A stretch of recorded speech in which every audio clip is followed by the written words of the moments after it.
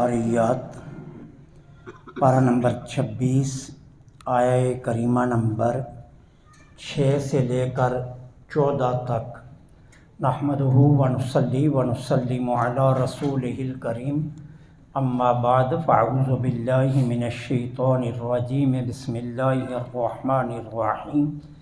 وَإِنَّ الدِّينَ لَوَاقِعٌ وَالسَّمَاءِ ذَاتِ الْحُبُكِ إِنَّكُمْ لَفِي قَوْلٍ مُخْتَلِفٍ يُؤْفَكُ عَنْهُ مَنْ أُفِكَ قُتِلَ الْخَرَّاصُونَ الَّذِينَ هُمْ فِي غَمْرَةٍ سَاهُونَ يَسْأَلُونَ أَيَّانَ يَوْمُ الدِّينِ يَوْمَ هُمْ عَلَى النَّارِ يُفْتَنُونَ ذُوقُوا فِتْنَتَكُمْ هَٰذَا الَّذِي كُنْتُمْ بِهِ تَسْتَعْجِلُونَ۔ صدق اللہ العظیم۔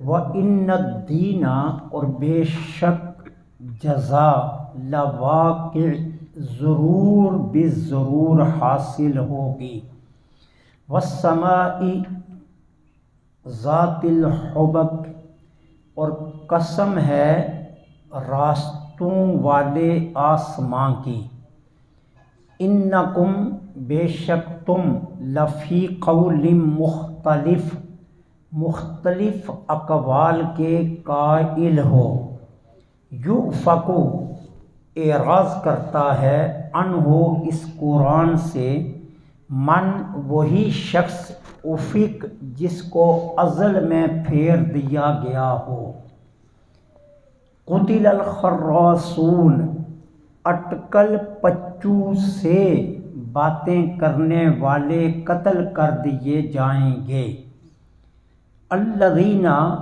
وہ، فی غمرۃ ساہون، جو بھول کے نشے میں مست ہیں، یسألون، سوال کرتے ہیں آپ سے، ایان، کب، یوم الدین، جزا کا دن ہوگا، قیامت کا دن، یوم، یہ وہ دن ہوگا، علی النار یفتنون، جس دن تمہیں جہنم میں ڈال دیا جائے گا، ذوقوا، کہا جائے گا تمہیں، چکھو، فتنتکم، تم اپنے عذاب کو، ھذا الذی، یہ وہی ہے، کنتم، تھے تم، بہ، تستعجلون، جس کو جلدی طلب کرتے۔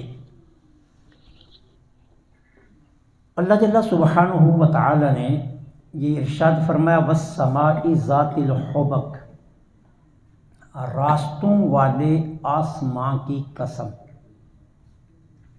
اب اس سے مراد کیا ہے؟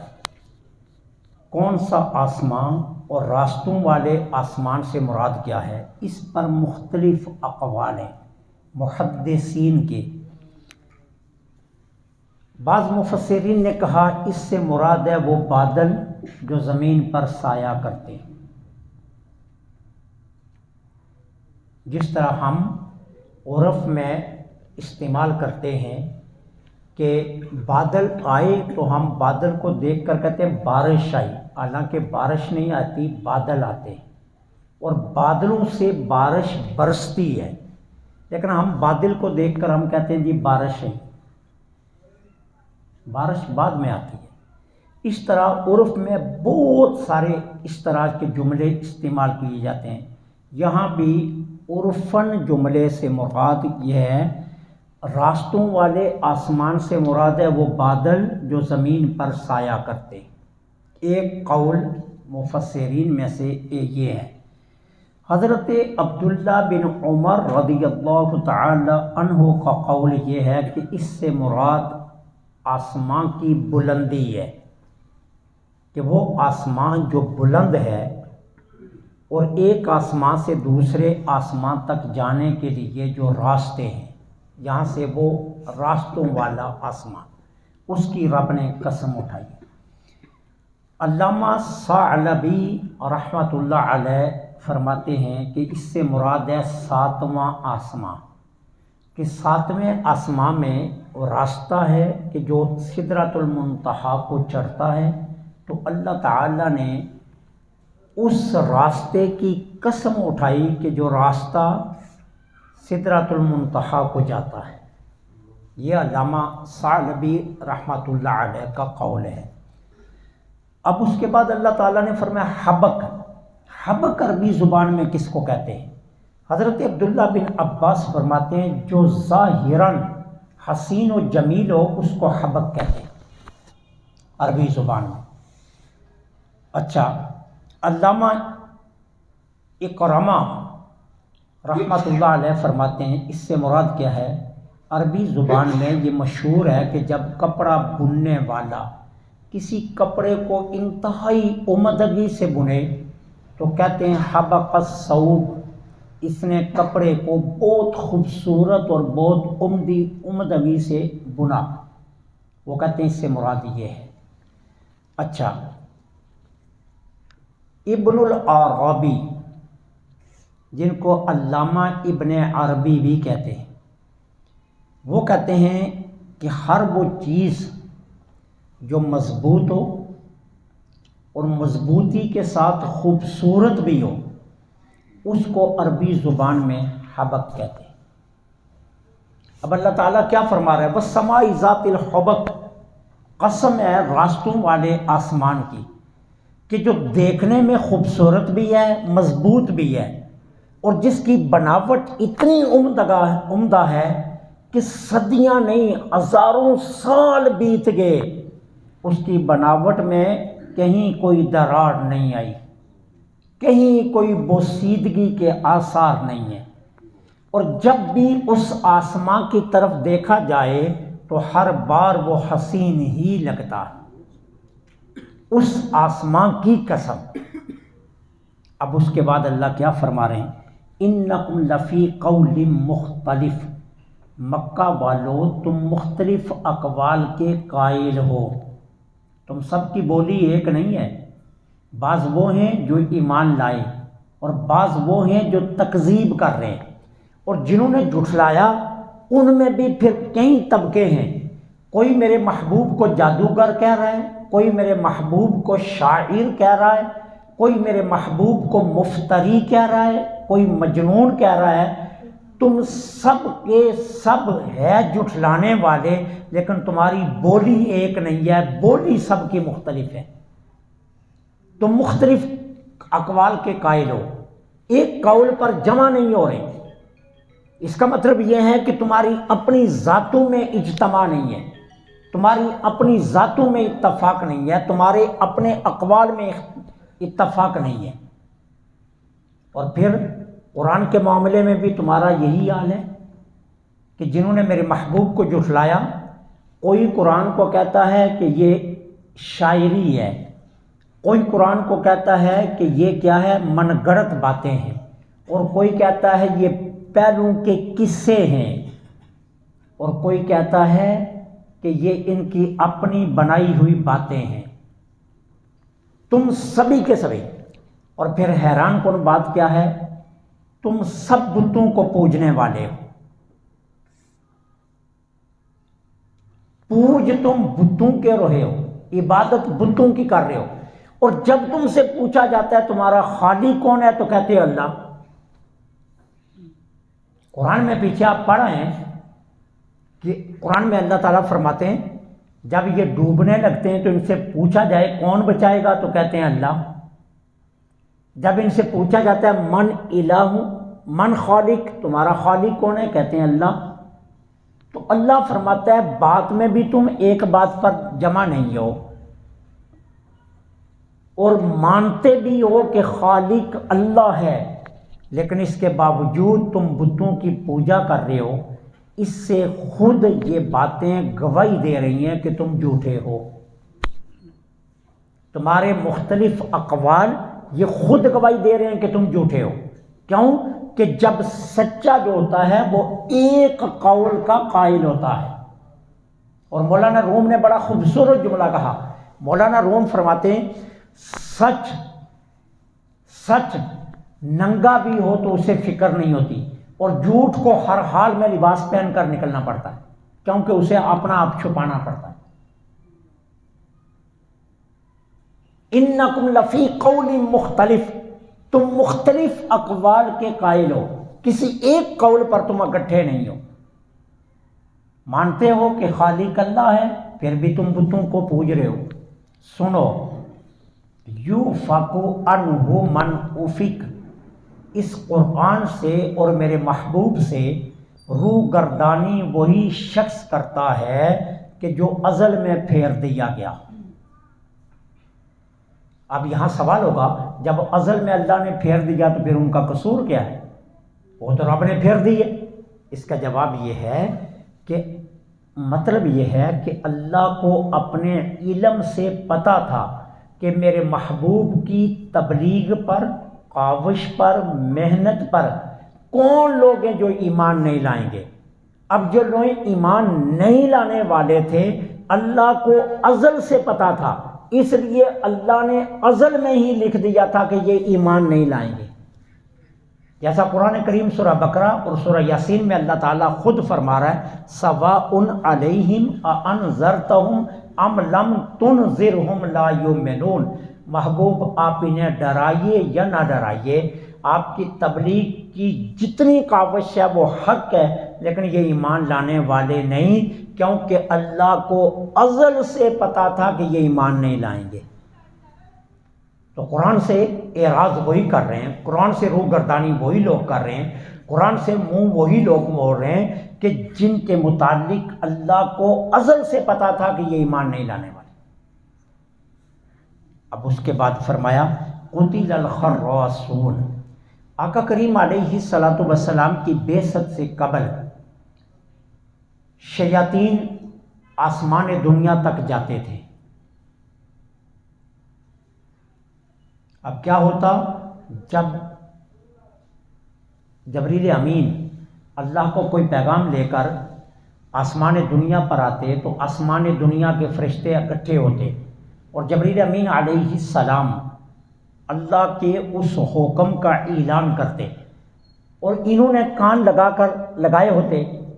اب وہ یہ بات سنتے اور آ کر بت کے اندر داخل ہو کر اندر سے بولتے یہ شیاطین کہ آج یہ حکم نافذ ہونے والا ہے۔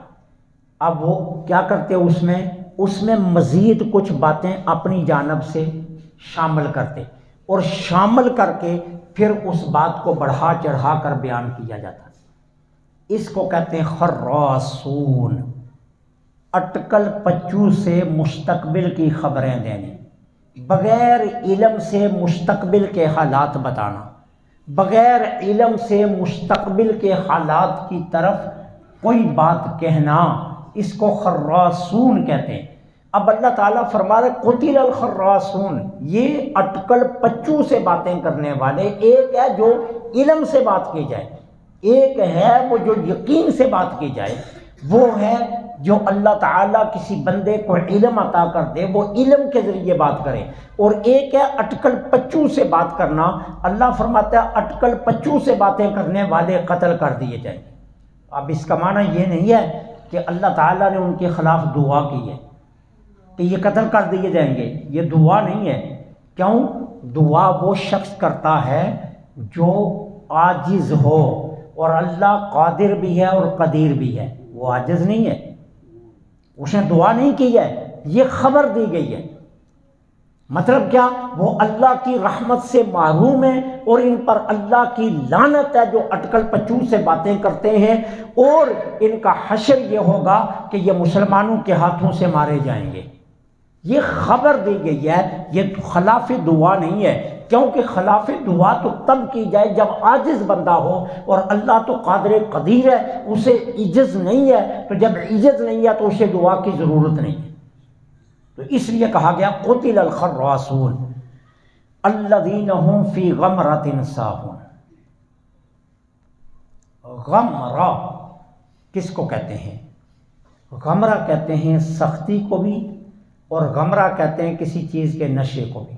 جس طرح ہم کہتے ہیں غمرۃ الموت، موت کی تلخی، جب کسی انسان پر موت کے آثار شروع ہوتے ہیں تو جسم پر اتنی شدت کی تلخی آتی ہے کہ یہ صرف وہی شخص بتا سکتا ہے، کوئی اور نہیں۔ حضرت عمر بن خطاب رضی اللہ تعالی عنہ کو ان کی شہادت کے 1 سال بعد کسی نے خواب میں دیکھا تو پوچھا عمر کیا حال ہے؟ تو فرمایا ابھی تک تو میں موت کی سختی نہیں بھول سکا۔ اللہ، کہ موت کی سختی یہ ہے کہ موت کی سختی اتنی ہے کہ جب انسانی جسم سے جان نکلتی ہے تو حضرت ابن عمر سے پوچھا گیا کہ آپ نے رسول اللہ صلی اللہ علیہ وسلم سے غمرۃ الموت کا سوال کیا؟ تو حضرت ابن عمر اس کا جواب پتہ ہی کیا دیتے ہیں؟ فرماتے ہیں ململ کا دوپٹہ لے لو اور اسے کانٹوں والی جہاری پر ڈالو، ململ کے دوپٹے کو کانٹوں والی جہاری پر ڈالو اور پھر اسے کھینچو تو جس طرح اس کا تانا بانا الگ ہو جائے گا نا، کہتے ہیں جس طرح وہ بالکل کرچی کرچی ہو جاتا ہے، وہ کپڑے کا تانا بانا الگ الگ ہو جاتا ہے، یہ موت کی سختی ہے۔ غمرۃ الموت اس کو کہتے ہیں۔ ساہون یہ سہی سے بنا ہے، سہ بھول جانا۔ اللہ فرماتا ہے یہ وہ ہیں کہ جو دنیا کے رنگینیوں میں، دنیا کے کھیل و کود میں، دنیا کی عیشوں میں، دنیا کے عشرتوں میں، دنیا کی دولت میں، دنیا کے ناز و نام میں، یہ کیا ہیں کہ یہ وہ لوگ ہیں جو مست ہو کر ہر چیز کو بھول گئے، جنہیں یاد ہی نہیں رہا کہ ہم نے لوٹ کر اپنے رب کے پاس جانا، رب نے ہمیں کس مقصد کے لیے دنیا میں بھیجا ہے، وہ بھول گئے اس بات کو۔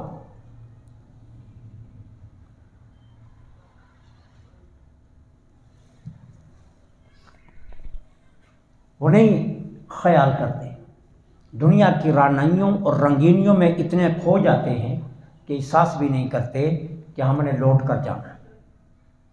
اللہ فرماتے ہیں یہ وہ لوگ ہیں، اور جس کو موت کی فکر ہوتی ہے پھر وہ ہر قدم سنبھل کر رکھتا ہے کہ میں نے اپنے رب کی بارگاہ میں جواب دینا ہے۔